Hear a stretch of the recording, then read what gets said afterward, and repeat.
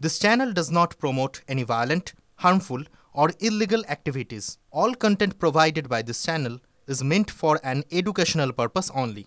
Cancer Healer Center, a new beginning. টিভি9 বাংলায় স্বাগত। Big break at 6 নিয়ে আপনাদের সঙ্গে রয়েছে আমি শর্মিষ্ঠা। বিগ ব্রেক অ্যাট 6 মানে সকাল থেকে কোন কোন গুরুত্বপূর্ণ খবরের দিকে আমাদের বিশেষ করে নজর রয়েছে। আমি পিসিআর কে বলবো আজকে চারটে বিগ ইস্যু বিগ ওয়ালে প্লে করতে। বিগ ব্রেক অ্যাট 6 এর প্রথম ইস্যু কি? প্রথম বিষয় আজকে ইসলামপুরে নিখোঁজ কিশোরীর দেহ উদ্ধার হলো বিহার থেকে। দ্বিতীয় বিষয়, আজকের দ্বিতীয় বিষয় কি? হিমতাবাদ সাগরপাড়ায় জালে 2 অনুপ্রবেশকারী, কিন্তু এই অনুপ্রবেশকারীরা এসেছিলেন কিভাবে সেই খবর আপনাদের সামনে তুলে ধরবো। তৃতীয় বিষয়, নৈহাটিতে তৃণমূল কর্মী খুনে অবশেষে জালে একজন, বাকিরা কবে ধরা পড়বে এরকমই একটা প্রশ্ন বারবার উঠছে। চতুর্থ বিষয়, আজকের চতুর্থ বিষয় মানে শেষ বিষয়, বসন্ত পঞ্চমীতে মহাকুম্ভে বাড়তি নিরাপত্তা। এবার আস্তে আস্তে প্রত্যেকটা খবরে ডিটেল তুলে ধরবো আপনাদের সামনে।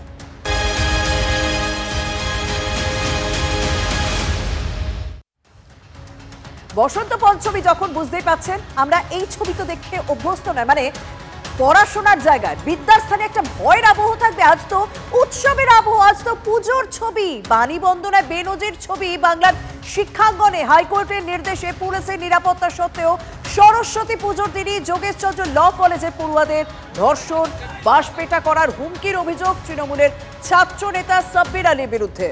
শিক্ষামন্ত্রী ক্যাম্পাসে পৌঁছতে ক্ষোভে ফেটে পড়লেন পড়ুয়ারা। ক্যাম্পাসে উঠল উই ওয়ান্ট জাস্টিস স্লোগান। আমরা কলেজে নিরাপদ নই কান্নায় ভেঙে পড়লেন যোগেশচন্দ্র ল কলেজের এক ছাত্রী।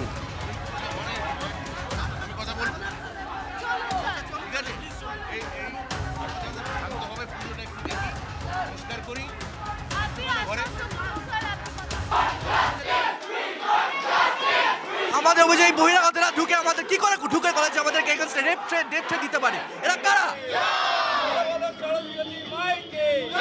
মহিলারা যেখানে সেফ ফিল করছে না, ছাত্ররা সেফ ফিল করছে না, এবং এই মুহূর্তে বিক্ষোভে ফেটে পড়েছে। আমাদেরকে থ্রেট এবং রেপ থ্রেট দেওয়া হচ্ছে এবং বলছে বাস দিয়ে তুলে মেরে, এবং হাতে বাস তুলেও নিচ্ছে। আজকে সরস্বতী পূজার পরে আমাদের এই প্রোটেকশন আর থাকবে না। আমরা এরপরে কি করব? কোর্টের নির্দেশে পুজো হচ্ছে, প্রিন্সিপাল নিজে আছেন, গভর্নিং বডি প্রেসিডেন্ট মালারায় আছেন। আমরা পুজো দেখবো, বেরিয়ে যাবো। আমরা কেউ সেফ ফিল করবো না। আপনারই বোন ইয়া কাউকে যদি এখানে ঢুকে রেপ থ্রেট দেওয়া হয়, আপনি কি করে সেফ ফিল করবেন? আপনি করবেন না। হ্যাঁ, আমাদের অভিযোগ বহিরাগতদের বিরুদ্ধে, যারা প্রতিনিয়ত কলেজে ঢুকে এবং আমাদের প্রতিনিয়ত হুমকি দেয়। বহিরাগত আর পাস আউটের মধ্যে তফাৎ আছে। কলেজের ছাত্র অ্যালামনি, কলেজের ছাত্র এক্স স্টুডেন্ট এবং বহিরাগত এপাড়ার ওপাড়ার ছেলে দুটোর মধ্যে তফাৎ আছে না। কলেজে আমি যাই না। এখানে কিন্তু প্রত্যেকে বিক্ষোভ প্রদর্শন করছেন এবং তাদের দাবি শিক্ষামন্ত্রীকে তাদের সঙ্গে কথা বলতে হবে, তাদের অভিযোগ শুনতে হবে এবং অভিযোগ শুনে তার নিষ্পত্তি করতে হবে। পুলিশ প্রোটেকশন এখন গিয়ে পেয়েছি, যখন আমরা অলরেডি থ্রেটের মধ্যে আছি তখন গিয়ে আমরা পুলিশ প্রোটেকশন পাচ্ছি। যদি ওই টাইমটার মধ্যে কিছু হয়ে যেত, কে নিত দায়িত্ব? পড়ুয়ারা, ছাত্রীরা তারা বেরিয়ে এসে বলছেন তারা ক্যাম্পাসে সেফ ফিল করছেন না। শিক্ষামন্ত্রীকে তারা এই বিষয়ে জানাতে চান। তাদের চাই যে এই মুহূর্তে আমাদের সঙ্গে কি চলছে, আমরা কলেজের ভেতরে একদম সেফ ফিল করছি না। একজন বহিরাগত ঢুকে আমাদের মেয়েদের থ্রেট দিয়ে যাচ্ছে। মমতা ব্যানার্জির প্রাক্তন কলেজে এরকম কি করে হতে পারে? আজকে দাবি দেওয়ার দিন না, দাবি দেওয়া থাকে প্রিন্সিপালকে জানা, প্রিন্সিপালের সঙ্গে আমি বসে সলভ করবো। আমরা পারছি না স্যার। 100% কেন বলবো না তোমাদের সঙ্গে কথা? আমি কথা বলবো। আপনি বলে দিন চারজন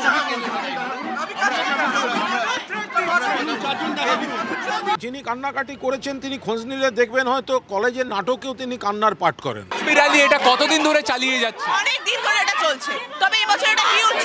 আমি আবারও বলছি, আমি দলের ডিসিপ্লিন কর্মী। আমাকে দল যখন বলবে আমাকে বলতে, তখন আমি বলবো। ওরা তো কথা বলতে চাইছে না, ওরা তো আপনাদের দৃষ্টি আকর্ষণ করতে চাইছে, ভালো করে তো ছবিটা দেখান। তো সেখানে আমাদের কলেজে ঢোকার সময় আমাদেরকে শুনতে হচ্ছে বাস দিয়ে মারবো, বাস দিয়ে মেরে পুঁতে দেবো, বাস তুলতেও যাচ্ছে। এই যে মিথ্যা একটা অভিযোগ, এটা যাতে না হয় সেই জন্যই তারা আলাদা জায়গায় পুজো করতে বাধ্য হয়েছে।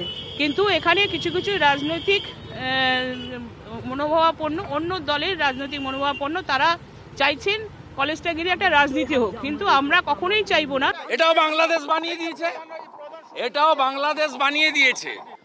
এখানে আলামিন মন্ডল আর ওখানে সাবির আলী, মডেল এক। মডেল সব একই মডেল, জিহাদি মডেল। এখন নাটকীয় ছবি বলা চলে। প্রিন্সিপাল তিনি মাটিতে বসে পুজো করছেন, আর পড়ুয়ারা বাইরে টিএমসিপি ইউনিট তারা কিন্তু একেবারে ক্যাম্পাসের বাইরে পার্টি অফিসে, তৃণমূলের পার্টি অফিসের সামনে পুজো করছে। বহিরাগত মুক্তই কলেজ চাই, এটা কোনো যুদ্ধক্ষেত্র নয়, কুরুক্ষেত্র নয়, এটা বুঝতে হবে, সবাইকে প্যাসেজ দিতে হবে। বাইরে পুলিশি প্রহরা আর ভেতরে বাণী বন্দনা, এমনই বেনজির ছবির সাক্ষী থাকলো শহর কলকাতা। ওটা আননেসেসারি, একটা পাকা ছেলে এটা করেছে, কিচ্ছু পুলিশ টুলিশ লাগে না।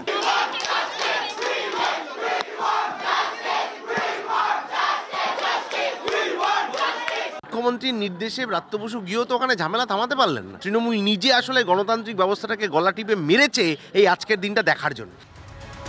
খাস কলকাতার যোগেশ চন্দ্র চৌধুরী ল কলেজের ছবি দেখলেন, কিন্তু মালদার ছবিও তো সেই একই রকম। মানে রাজ্যের বিরোধী দলনেতা শুভেন্দু অধিকারী যে ভিডিও পোস্ট করছেন, তিনি গুরুতর অভিযোগ করছেন যে মালদার পুকুরিয়ায় সরস্বতী পুজো উদ্যোক্তাদের রাত জেগে প্যান্ডেল পাহারার নিদান দিচ্ছেন ওসি। ভিডিও পোস্ট করে দাবি করছেন বিরোধী দলনেতা শুভেন্দু অধিকারী বাংলায় দিকে দিকে সরস্বতী পুজোয় বাধা দিচ্ছে তৃণমূল নেতারা। কোথাও সাব্বির আলী, কোথাও আলিমুদ্দিন মন্ডল। আর এবার পুজো রক্ষায় উদ্যোক্তাদেরই রাত জাগার নির্দেশ দিলেন পুকুরিয়া থানার ওসি বাপন দাস। ছাত্রছাত্রীরা কি সারা রাত জেগে বসে থাকবে? আর পুলিশ তাহলে কি করবে? পণ্যবাহী গাড়ি থেকে তোলা আদায় করবে? দুষ্কৃতীদের অপরাধের সুব্যবস্থা করে দেবে?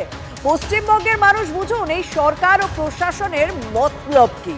আমাদের সংস্কৃতি আমাদেরই রক্ষা করতে হবে, আর তারা নীরব দর্শকের ভূমিকা পালন করবে। সোশ্যাল মিডিয়ায় পোস্ট বিরোধী দলনেতা শুভেন্দু অধিকারী।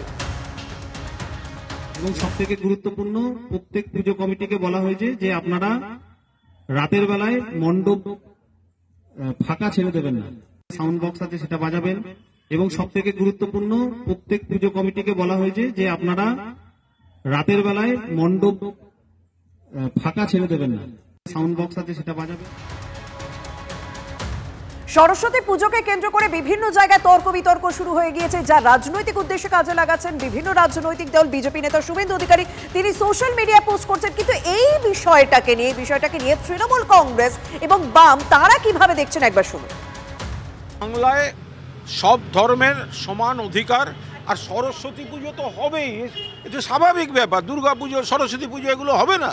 ফলে এগুলো নিয়ে ইচ্ছাকৃতভাবে ইস্যু তৈরি করে কেউ বাংলাকে বদনাম করতে চাইছে। চারপাশে হই হই করে সরস্বতী পুজো হচ্ছে।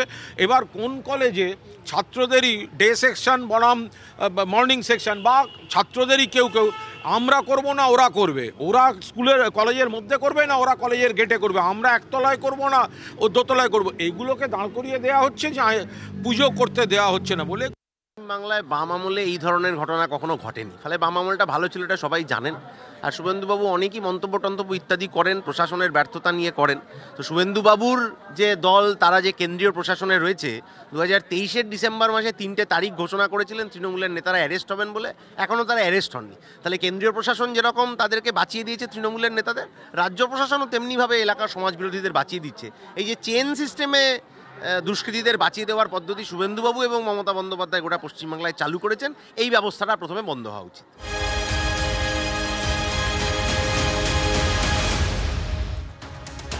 একটি ঘটনা মালদার আইন শৃঙ্খলা নিয়ে প্রশ্ন তুলছে, কিন্তু মালদা এখন আরো একটা প্রশ্ন উঠছে যে তৃণমূলে কি ঘরশত্রু বিভীষণের সংখ্যা ক্রমশই বেড়ে যাচ্ছে মালদায়? নেতাদের মধ্যে কোনো মিত্রতা নেই? সাবিত্রী মিত্রের অভিযোগের পর এই প্রশ্নটা বড় হয়ে উঠছে। হত্যার চক্রান্তের অভিযোগ এনেছেন মানিকচকের এই তৃণমূল বিধায়ক। দলেরই একাংশের বিরুদ্ধে ষড়যন্ত্রের ইঙ্গিত করলেন মানিকচকের বিধায়ক।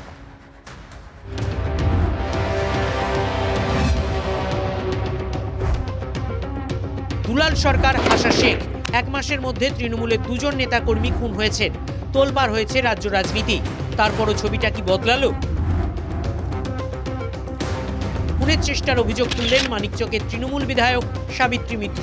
অভিযোগ, শনিবার রাতে বাড়ি ফেরার সময় তার গাড়িতে বারবার ধাক্কা মারার চেষ্টা করে অন্য একটি গাড়ি। শুধু তাই নয়, তার গাড়ি ঘিরে গুলি করার ছক ছিল। বিস্ফোরক অভিযোগ সাবিত্রীর। এদেরকে প্রথমটা ধাক্কা মেরে আমরা হয়তো পড়ে গেলে গর্তে এরা গুলি টুলি চালাতো, আর না হলে এরা পরবর্তীকালে থামিয়ে আমাকে চারদিক থেকে গাড়িটা ঘেরতো।